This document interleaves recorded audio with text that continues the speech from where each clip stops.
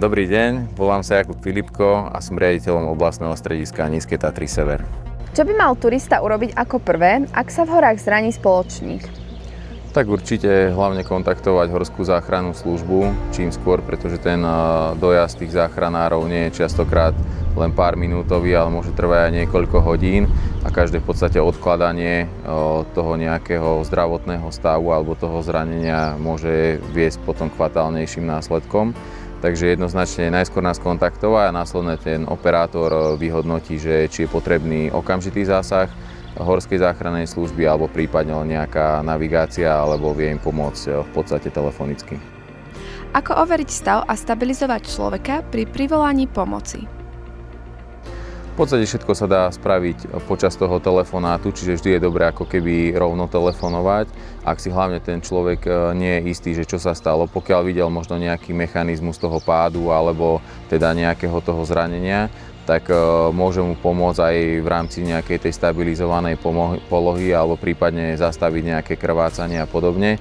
Ale v podstate dá sa súbežne telefonovať, dať si nahlasitý odposluch toho operátora a ten operátor tým, že vlastne na tom operačnom stredisku sú tiež zdravotnícki záchranári, tak mu vie minimálne pomôcť alebo ho nejakým spôsobom ponavigovať. Aké kľúčové informácie poskytnúť operátorovi? Ten operátor v podstate má nejakú mustru, na základe ktorej sa on pýta jednotlivé otázky, ale tá najdôležitejšia je pre nás, že kde sa ten človek nachádza, pretože môže sa stať, že teda vypadne ten signál a zbytočne by sme vedeli, aký je rozsah poranenia, ako sa volá ten človek a po prípade, aké má zranenie, keď nevieme, že kde sa nachádza. Čiže úplne najdôležitejšia informácia je pre nás, že kde sa nachádza a už potom všetky následné otázky ho v podstate vyspoja ten operátor. Čiže od toho rozsahu poranenia po prípadne možno nejaké váhové veci, pretože to je tiež pre nás ako keby dôležitá vec, akú váhu má ten človek, ale to si vieme vlastne všetko my napríklad overiť aj v rámci našej aplikácie Horskej záchrannej služby.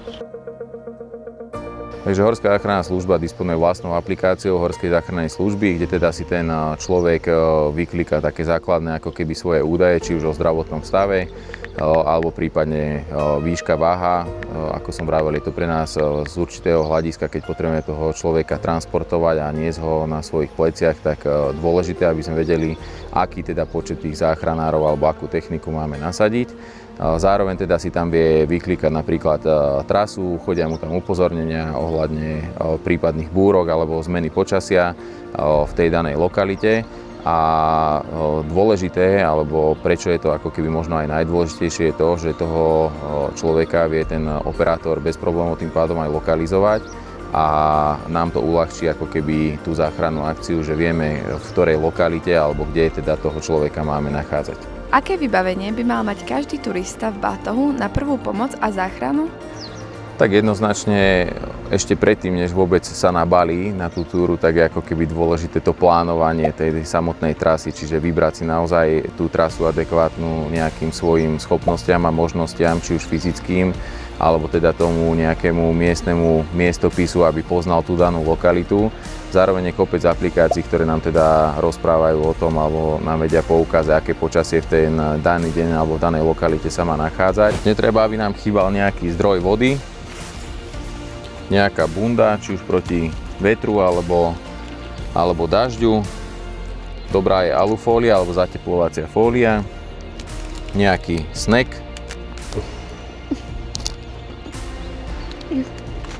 svetelný zdroj, lekárnička, nejaká pokrývka hlavy a niečo na prezlečenie.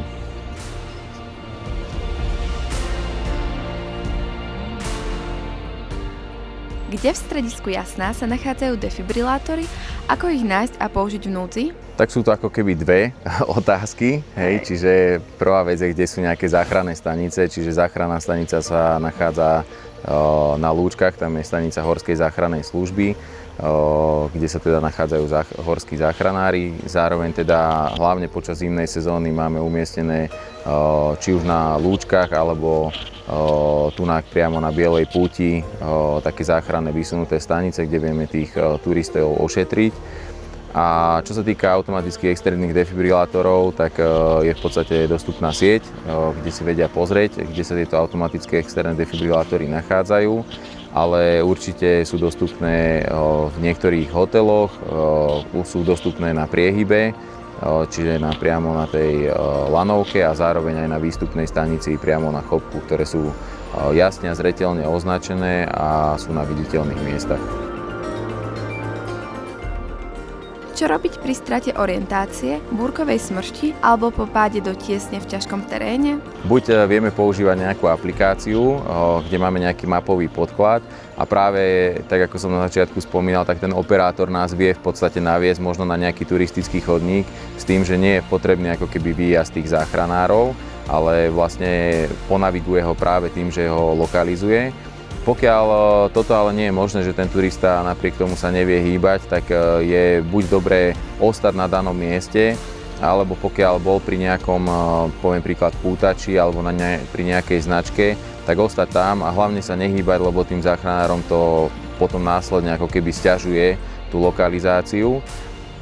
Čo sa týka búrok, aj teraz je vlastne práve to obdobie, že cez deň ako keby pekne alebo v tých doobedných hodinách a po obede práve prichádzajú tie lokálne búrky. Tomu sa vieme vyhnúť či už tým teda skorým nástupom na tú turistiku a zároveň teda skorším návratom alebo teda plánovať tú túru takú, aby nebola, poviem príklad, celodenná, ale možno ju skrátime len na ten poldeň. Pokiaľ nás ale už teda tá búrka zastihne, väčšinou nám chodia upozornenia od hodiniek cez telefón, všade možne, že prichádza búrka. Vidno to aj teda na tých mračnách, že teda naozaj to nebola nejaká predpoveď, ale že sa to teda čo chvíľa udeje. Pokiaľ sme ale stále na hrebení, tak sa snažíme čím skôr zostúpiť dole, pretože práve na tom hrebení je ten človek ako keby najviac odkrytý. A tam je ako keby najväčšie možné riziko na to, aby teda bol zasiahnutý práve bleskom, pretože on je v tom momente, dá sa povedať, najvyšší bod a tým pádom ten blesk si ako keby vyhľadáva práve ten najbližší bod k tej zemi. Ako čakať na vrtuľník alebo horskú záchrannú službu? Pokiaľ teda vieme, že ide po nás vrtuľník a že je teda dostupná letecká technika, tak v tom momente ako keby dôležité, aby jeden ten človek, ktorý bude navigovať ten vrtuľník, tak bol nejak buď na mieste mimo tej zvyšnej skupinky, hlavne aby tí turisti nie všetci naraz mávali, že vidím vrtuľník, lebo to sa často stáva, že vlastne ľudia začnú kývať a z toho pohľadu zhora pre toho operátora alebo aj pilota je veľmi náročné potom lokalizovať, že v ktorej tej skupinke sa nachádza ako keby ten človek. Netreba si myslieť, že keď ten vrtuľník spraví taký prvotný oblet a potom odletí, že ich ako keby nenašiel. Práve ten pilot potrebuje si spraviť ten úvodný nejaký nálet, aby vedel, akou formou teda, či tam bude vedieť on pristáť, alebo vysadí či už toho horského záchranára alebo lekára leteckej záchrannej zdravotnej služby, či už z navijaku alebo iným spôsobom. No a pokiaľ teda vieme, že ten vrtuľník prilieta, tak dávať naozaj jasné znaky a to je buď rukami teda dohora, že tvoríme také Bčko alebo Y, to je akože yes, alebo potom, že no, čiže že vlastne nepotrebujeme pomoc a potrebuje niekto iný. Pokiaľ mám nejaké výrazné oblečenie, je dobré si dať to výrazné oblečenie, aby ten jeden človek mal trebárs či už nejakú výraznú bundu alebo niečo, aby bol taký odlíšiteľný od tej danej skupiny. Ako chrániť elektroniku počas búrky, prípadne aké kroky uskutočniť? V podstate elektronika je vodič, určite netreba mať zapnutý ako keby ten telefón práve počas tej búrkovej činnosti. Chrániť asi nejakým spôsobom, už keď ho mám teda pri sebe, tak to nejak špeciálne asi nevieme, necháme si ho niekde v rúbsaku alebo na nejakom dostupnom mieste. Skôr teda sa snažíme naozaj odísť z toho hrebenia niekde dole do doliny a niekde sa skúsiť schovať, aby sme neboli práve odkrytí na tých hrebeňových partiách. Ako postupovať pri nevoľnosti alebo akútnej výškovej chorobe na horách? U nás sa až tak často tá výšková choroba ako keby nestáva, ale práve paradoxom je napríklad jasná, pretože ľudia častokrát prídu ako keby z nížin a vyvezú sa lanovkami relatívne veľmi rýchlo, takmer do tých teda 2000 metrov a následne ako keby majú potiaž a začínajú ako keby kolabovať. V podstate nemusí to byť hneď spôsobené naozaj nejakou závažnou chorobou, častokrát stačí ako keby opäť nasadnúť do tej lanovky a zvie sa nižšie a už trebárs na tej priehybe zrazu ten človek ožije, lebo predsa len tá výška pre takých ľudí, ktorí sa tam bežne nepohybujú, tak môže robiť ako keby z tohto pohľadu tú výškovú chorobu u nás.